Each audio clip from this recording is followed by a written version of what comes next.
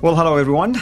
This is Al Fadi, and I want to welcome you back to another episode of this series that we have been going through for a while now, myself and Dr. Jay Smith. And we have been really unpacking a lot of things, especially problems with the source material for Islam. And last time we compared it to, for instance, the available source material for the New Testament. Today, I want to ask a question of Dr. J, and I want to say this. Dr. J, of course, welcome back. The question is, what would happen if we would compare the standard Islamic narrative, source, dating, to, let's say, the history of the United States? Okay, well, that's a good question. So you want to bring it down to really today in the 21st century. Right. Those of us, we're living in the United States. Both of us live in the United States in the 21st century. Let's ask the same question and see if we can do a great comparative. We did a comparative between Islam and Christianity, and we saw that in one case, within 62 years, you have all the source material written down about who Muhammad was, what he did, what he said, and all the things that happened in early Islam. With Christianity, everything, who Jesus, let me just do that again. Who Jesus was, what he did, what he said, and everything that happened in his life, and how the early church began. That we saw within 60 years, compared to 200 to 300 years for who Muhammad was, and what he did and what he said and how Islam began. Let's now ask about the United States. We're living in the United States.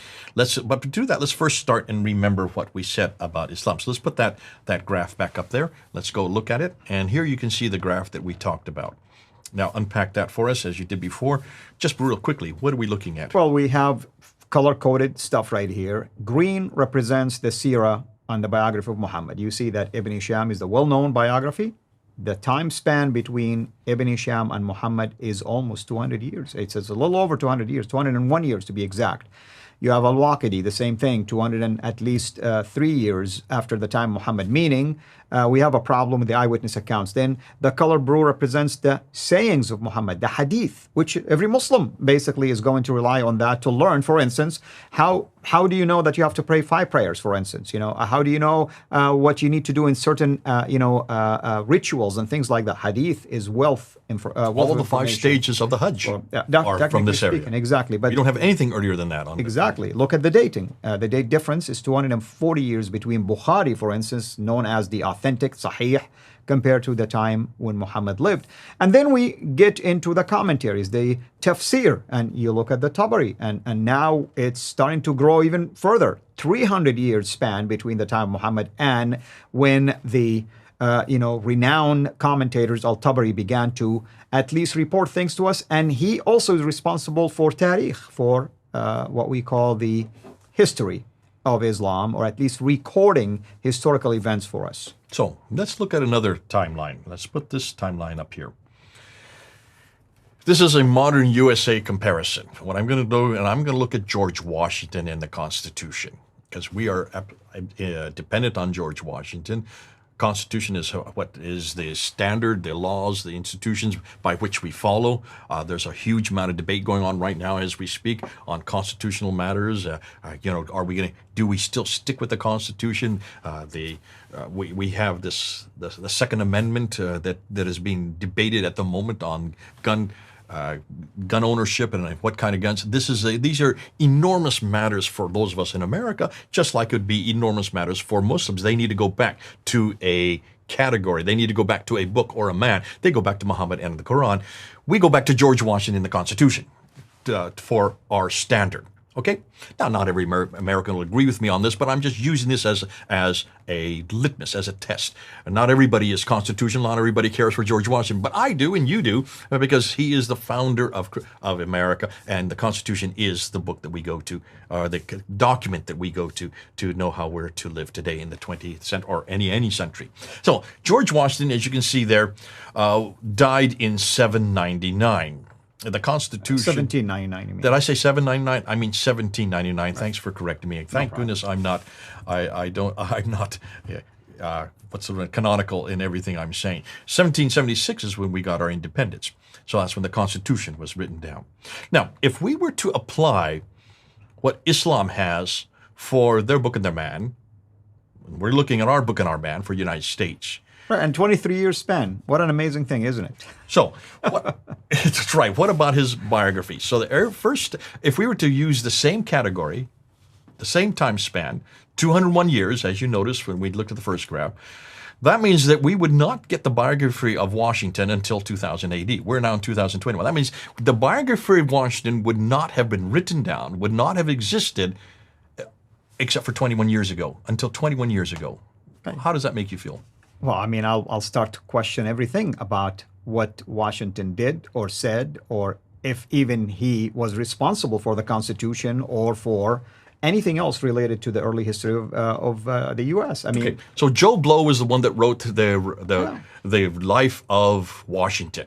Joe Blow says this is what Washington did. He cut down the cherry tree. He crossed the Potomac River. All these things we know about what he did are written by Joe Blow in 2080, 21 years ago. The first thing I would question is, I would say, Joe Blow, first of all, why are you writing this? Why is it taking you 201 years? Where did you get your sources from about what Washington did? That would be the first question I ask, right? That's right. And Joe Blow will say, I was fascinated by his character.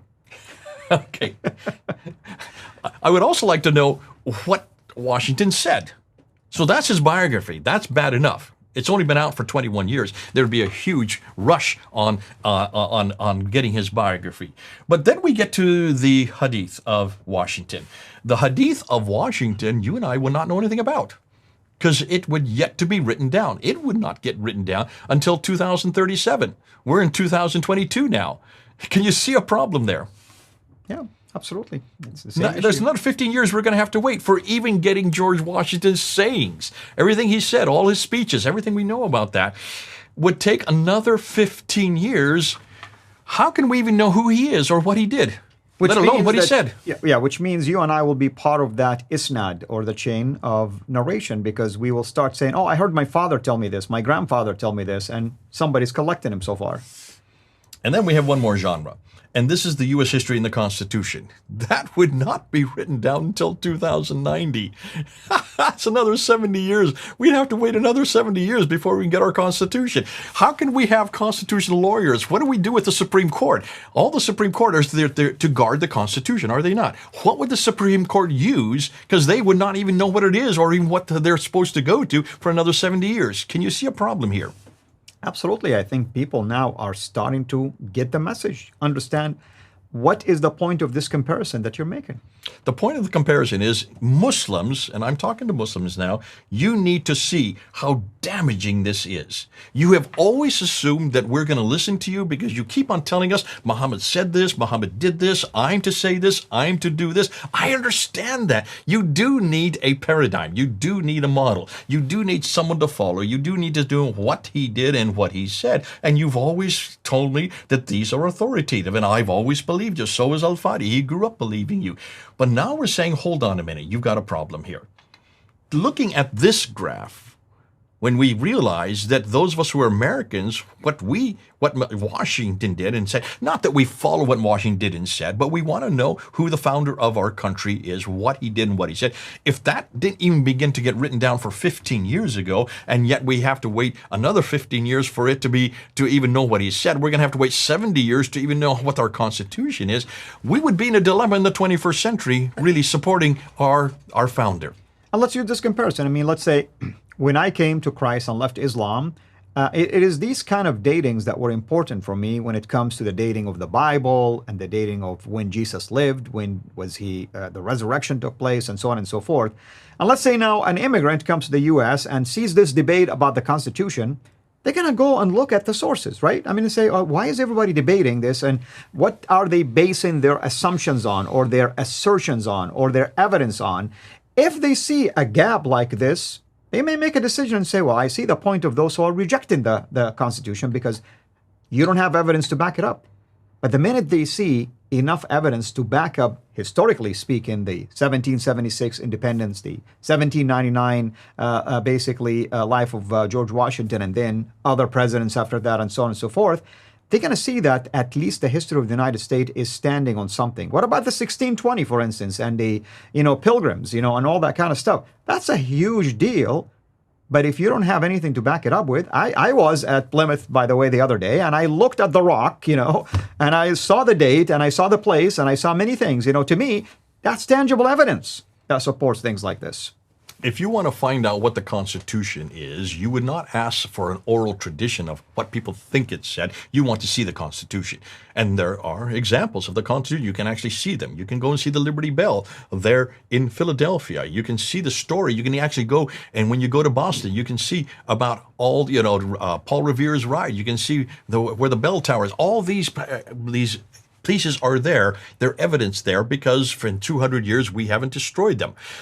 If we demand that of George Washington and of our Constitution, that we want to see the evidence, I would suggest that Muslims must demand the same thing of Muhammad and everything he did and everything he said, and certainly the city where he lived. I would ask that they demand that. I would listen. We demand that of Christianity. We want to see where Jesus was born. We want to see in Bethlehem. We know that city exists. We want to see where he grew up in Nazareth. We know that exists. We want to see where he died in Jerusalem. We want to even see where the hill Golgotha is. These are the things we demand of Jesus Christ, and we're talking about 2,000 years ago. Muslims, therefore, must also demand the same thing, because I'm going to demand it. If they really do want us to believe in this guy named Muhammad, if they really want us to believe in how Islam began, if they really want us to believe in this book called the Quran, and they really want us to believe in this place called Mecca, then prove it from the 7th century. Show me at least any of these from that century. We've done. You can see the problem with just a simple graph with George Washington. We showed you also with this comparing Christianity and Islam and our sources. Now I demand that of Islam. You've heard the man. Till next time, have a blessed day. Thank you for watching this video. Be sure to like and subscribe to our channel CIRA International and click on the bell so that you receive notifications whenever we publish a new video or go live. I would also like to appeal to you to consider becoming a Patreon patron by clicking the link right below. By doing so, you can give towards the production of these videos. There are also other options for you where you can give to our channel. I thank you from the bottom of my heart.